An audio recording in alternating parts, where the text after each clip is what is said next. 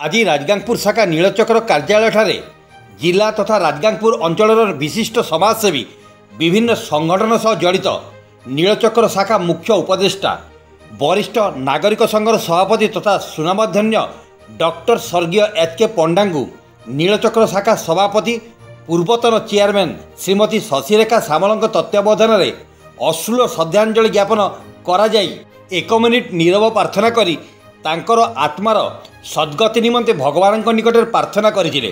श्रद्धांजलि सभारे doctor UC गुरु, doctor BK. Mahanti, Upendra प्रधान, हेमंत सिंह, अशोक दास, सुभद्रा राउत, ज्योत्सना राय, जयंती पात्र, छवि जेना, सरज दास, युव सांबादिक सरोज मिश्र, देवव्रत मित्र, अजय राय, रवि दासंग सह बहु मान्यगण्य व्यक्ति योगदान करी डॉक्टर एच.के. पंडा फटोचित्र पुष्पांजलि प्रदान करी तांकर जीवन कार्यकाल समस्त घटनावली एवं जनसेवा स्वास्थ्य सेवा संबंध में समस्त अवगत कराइथिले। उक्त श्रद्धांजलि कार्यक्रम में नीलचक्र शाखा सभापति श्रीमती शशिरेखा सामल निजर वक्तव्य देवा समय अत्यंत भावविहल होई पड़िथिले। शशिरेखा सामल सभापति नीलचक्र राजगांगपुर शाखा नीलचक्र मुख्य उपदेष्टा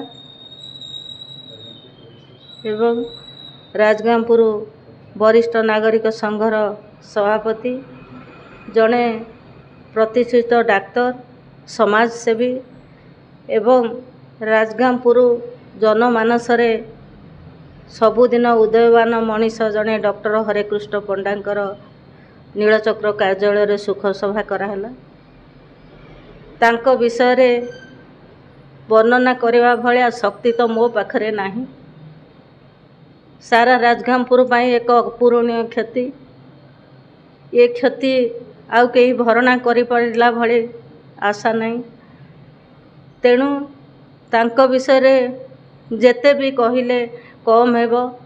अचानक केमिति से लीन हो गले यह मध्य आमे मन को विश्वास करि पारुनु एवं सारा समग्र राजगांगपुरवासी तथा सुंदरगढ़वासींकर हृदय रे सबुदिन अमर हो रहिबे।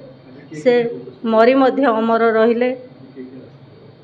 एणु समस्त राजगांगपुरवासी तरफरु मु तांकर अमर आत्मार सद्गति कामना करुछि।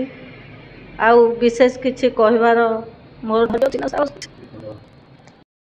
सुंदरगढ़ जिला राजगांगपुर देवव्रत मित्र रिपोर्ट, क्रांति ओडिशा।